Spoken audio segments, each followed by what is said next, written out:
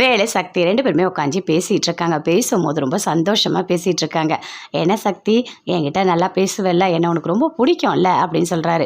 உனக்கு ஒன்று தெரியுமா, சூப்பராக விசில் அடிப்பேன். உன்னை என்ன சொல்கிறதுனே எனக்கு தெரியல, உன்னை சந்தோஷப்படுத்தணுன்றதுக்காக நான் என்ன வேணால் பண்ணுவேன் அப்படின்னு சொல்லிட்டு அப்படியே விசில் அடிக்கிறாரு. ஏன் நீங்கள் மட்டும் தான் விசில் அடிப்பீங்களா, நான் கூட சூப்பராக அடிப்பேன் அப்படின்னு சொல்லிட்டு சக்தியும் விசில் அடிக்கிறாங்க. ஆனால் வரவே இல்லை, ஒரே காற்று மட்டும்தான் வருது. என்ன சார், நீங்கள் மட்டும் அடித்தா நல்லா வருது, ஆனால் நான் அடித்தா மட்டும் காற்று தான் வருது அப்படின்னு சக்தி சொல்கிறாங்க. சரி கிட்டவா, நான் சொல்லித்தரேன் எப்படி அடிக்கணும்னு சொல்லிட்டு அப்படியே உதட்ட போய் பிடிக்கிறார். போதும் போதும் போதும், நீங்கள் என்ன நினைக்கிறீங்கன்னு எனக்கு நல்லாவே தெரியும். விசில் அடிக்கிறத நானே கற்றுக்கிறேன், நீங்கள் சொல்லித்தர வேண்டாம் அப்படின்னு சக்தி சொல்லிகிட்டே இருக்காங்க. அதுக்குள்ளே ஃபோன் அடிக்கிறாங்க. யார் அப்படின்னு அட்டன் பண்ணி பேசுகிறாங்க. செல்வி தான் பண்ணியிருக்கா. சரி நான் பண்ணுறேன் அப்படின்னு சக்தி செல்விக்கு ஃபோன் பண்ணுறாங்க. என்ன செல்வி அப்படின்னு சொல்லிட்டு கேட்குறாங்க. எதுவும் இருந்தாலும் சொல்லுன்னு. அக்கா நீ எப்படிக்கா இருக்க, நல்லா இருக்கியா? நல்லா தான் இருக்க. நீ எதுக்காக இதெல்லாம் விசாரிச்சுட்டு இருக்க, என்னாச்சு உனக்கு, சொல்லு செல்வி, ஏதாவது பிரச்சனையா அப்படின்னு சொல்லிட்டு சக்தி கேட்குறாங்க. இல்லைக்கா அதெல்லாம் ஒன்றும் இல்லை, நான் சும்மா தாக்கா ஃபோன் பண்ணேன் அப்படின்னு சொல்லிட்டு செல்வி ஃபோனை கட் பண்ணுறாங்க. இல்லையே ஏதோ சந்தேகமாக இருக்கே, எதுக்காக ஃபோன் பண்ணான்னு தெரியல, உடனே கட் பண்ணிட்டா அப்படின்னு சொல்லிட்டு சக்தி சொல்லிட்டு இருக்காங்க. என் தங்கச்சிக்கு ஏதாவது பிரச்சனைனா நீங்கள் காப்பாற்றுவீங்களா அப்படின்னு சொல்லிட்டு சக்தி வேலுக்கிட்ட கேட்குறாங்க. கண்டிப்பாக காப்பாற்றுவேன், ஏன்னா நான் எவ்வளோ பேருக்கு நல்லது பண்ணிகிட்ருக்கேன். நீ ஏன் சக்தி இப்படிலாம் யோசிச்சுட்ருக்க, இது நம்ம குடும்பம், ஏதாவது பிரச்சனைனா நான் தான் ஃபஸ்ட்டு நிற்பேன் அப்படின்னு வேலு சொல்கிறாரு. அப்படிங்களா, கண்டிப்பாக செய்வீங்கல்ல? கண்டிப்பாக செய்வேன் அப்படின்னு சொல்லிட்டு 2 பேருமே பேசிகிட்டு இருக்காங்க. செல்வி அப்படியே ஃபீல் பண்ணி அழுதுகிட்டே இருக்காங்க. என்ன இந்த பிரகாஷ் நம்மளை வர சொல்லியிருக்கான், அதுவும் அக்கா ஃபோட்டோ வேறு அனுப்பியிருக்கான்.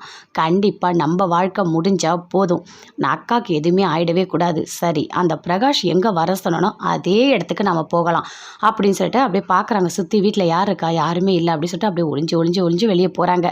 அவங்க அம்மா அப்பா 2 பேருமே படுத்துட்ருக்காங்க. அப்போ அவங்க அம்மா சொல்கிறாங்க, என்னங்க நீங்கள் போய்ட்டு செல்வியை பார்த்துட்டு வாங்க என்ன பண்ணுறான்னு சொல்லிட்டு. அதெல்லாம் ஒன்றும் இல்லைம்மா, தூங்கிட்டு தான் இருப்பா, நீ கவலைப்படாத தூங்கு அப்படின்னு சொல்லிட்டு அவங்க அப்பா தூங்குறாரு. சக்தி ஃபோன் பண்ணுறாங்க அவங்க அப்பாவுக்கு. இங்கே பாருங்கப்பா, என்னன்னு தெரியல, செல்வியை நல்லா பார்த்துக்கங்க. செல்வி எனக்கு ஃபோன் பண்ணா, ஆனால் ஏதோ ஒரு விஷயத்த சொல்ல வரா, ஆனால் சொல்லலை, சொல்லாமல் ஃபோனை கட் பண்ணிட்டா. நீங்கள் போய் பாருங்கப்பா, போங்கப்பா அப்படின்னு சக்தி சொல்கிறாங்க. சரிம்மா நான் போகிறேன் அப்படின்னு சொல்லிட்டு எழுந்து போகிறாரு. போயிட்டு அந்த ரூமில் பார்க்குறாரு. செல்வி போகிறாங்க. போயிட்டு அந்த பிரகாஷ் அப்படியே பார்க்குறாங்க. அவன் மலை மேலே நின்றுட்டுருக்கான். என்ன செல்வி வந்துட்டியா, அப்பா எனக்கு இப்போ தான் சந்தோஷமாக இருக்குது, கண்டிப்பாக உன்னை நான் கல்யாணம் பண்ணிக்கணும், அதுக்காக தான் நான் இங்கே வர சொன்னேன் அப்படின்னு சொல்கிறாரு. இங்கே பாரு, நீ நினச்சது எதுவுமே நடக்காது, நீ எதுக்காக இப்படிலாம் பண்ணிகிட்ருக்க அப்படின்னு சொல்லிட்டு செல்வி கேட்குறாங்க. அப்படியே தாலியை கட்டுறதுக்காக வராரு. அதுக்குள்ளே ஏய் அப்படின்னு சொல்லிட்டு சேரன் கீழேருந்து ஒரு கட்டையை எடுத்துகிட்டு வராரு. இப்போ கட்டுறா தாலியை, எவ்வளோ தைரியம் இருந்தால் என் தங்கச்சி ஏமாற்றி இங்கே தனியாக வர வச்சுருப்பேன், நீ திருந்தவே மாட்டியா, உன்னை ஒரு வாட்டி போலீஸ் ஸ்டேஷனில் பிடிச்சி கொடுத்தோம், அப்போ கூட நீ அடங்கவே மாட்டியா அப்படின்னு சொல்லிட்டு சேரன் சொல்கிறாரு. என்ன நீ இருந்தால் உன் தங்கச்சி நல்லா கல்யாணம் பண்ண முடியாதா, நான் பண்ணுறேன் நீ பார்க்கறியா அப்படின்னு சொல்கிறாரு. அதே மாதிரி தாலி கட்ட வராரு. கட்டையில் போட்டு அடின்னு அடிக்கிறாரு. அதுக்குள்ளே அவங்க அப்பா வராரு. நிறுத்து, ஏய் பிரகாஷ், நீ பண்ணுறதெல்லாம் ரொம்ப பெரிய தப்பு, எதுக்காக நீ செல்வியை தனியாக வர வச்ச, நீ உன்கிட்ட எத்தனை வாட்டி நாங்கள் சொல்லியிருக்கோம், ஒழுங்காக வேலையை பார்த்துட்டு போயிடு அப்படின்னு சொல்கிறாரு. இது நீங்கள் எல்லாம் வந்துட்டிங்கன்னா நான் பயந்துருவேனா, கண்டிப்பாக தாலி கட்டி காட்டுறேன், செல்வி தான் என் பொண்டாட்டி, செல்வியை தவிர யாரையுமே நான் கல்யாணம் பண்ண மாட்டேன், பார்க்குறீங்களா அப்படின்னு சொல்லிட்டு அப்படியே தாலி கட்ட போகிறாரு.